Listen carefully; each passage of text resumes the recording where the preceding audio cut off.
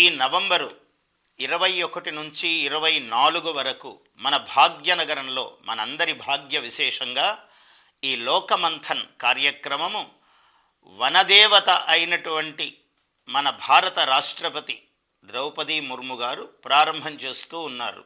చాలా అద్భుతం. అసలు లోకమంథన్ అంటే ఏమిటి? లోకమంథన లోకమంథన లోకమంటే ఏమిటో, ఆ లోకమున నీవేమిటో, లోచన ఆలోచనముతో విప్పి చెప్పే విషయ చింతన. లోకమంథన లోకమంథన లోకమంటే ఏమిటో, ఆ లోకమున నీవేమిటో, లోచన ఆలోచనముతో విప్పి చెప్పే విషయ చింతన. అది లోకమంథన.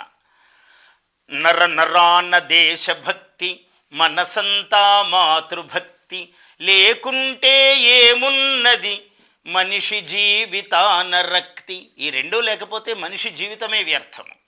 దేశభక్తి, మాతృభక్తి.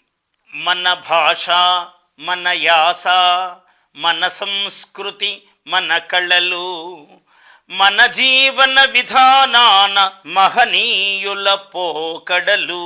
మహనీయుల యొక్క పోకడలు మన జీవితాలలో నిరంతరం తొంగి చూస్తూ ఉండాలి.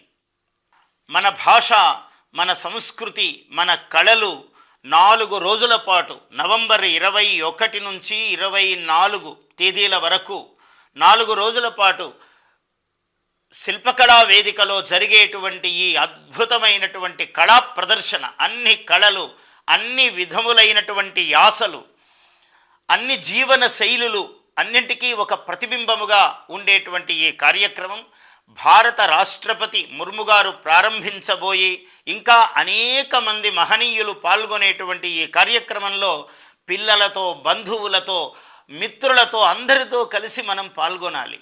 పాల్గొని మన పసిపిల్లలందరికీ కూడా మన సంస్కృతి ఏమిటి, మన భాష ఏమిటి, మన కళలు ఏమిటి అనే విషయాన్నంతా మనం తెలియజెప్పాలి. అలా చెప్పడానికి ఇది ఒక జగద్గురు వేదిక, ఇది ఒక జగద్ ఆచార్య వేదిక.